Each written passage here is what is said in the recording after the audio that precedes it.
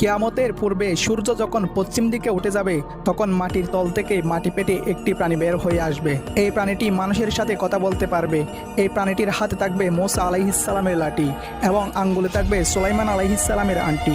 এই প্রাণীটি বের হয়ে গোটা পৃথিবী ঘুরে বেড়াবে এবং তার হাতে থাকা সুলাইমান আলাইহিসসালামের আংটি দ্বারা যে সকল ব্যক্তি আল্লাহকে অস্বীকার করেছে তাদের কপালে কাফের লিখে দিবে এবং যারা আল্লাহর উপর ঈমান এনেছে তাদের কপালে মুমিন লিখে দিবে। সেই সময় পৃথিবীর অবস্থা এমন হবে যে একজন মুমিন আরেকজন মুমিনকে দেখে চিনতে পারবে এবং একজন কাফের আরেকজন কাফেরকে দেখে চিনতে পারবে। কিন্তু সেই সময় কাফেররা চাইলেও আল্লাহ তাআলার কাছে তওবা করতে পারবে না, কেননা সূর্য সেই সময় পশ্চিম দিকে উঠে যাবে, আর সূর্য পশ্চিম দিকে উঠে যাওয়া মানে তওবার দরজা বন্ধ হয়ে যাওয়া। এই প্রাণীটি এসে সবাইকে উদ্দেশ্য করে বলবে, মানুষ কোরআনের আয়াত অস্বীকার করত, আর আমিও ছিলাম কোরআনের আয়াতের অংশ। আজ আমি বের হয়ে এসেছি, আর এই প্রাণীটির নাম হবে দাব্বাতুল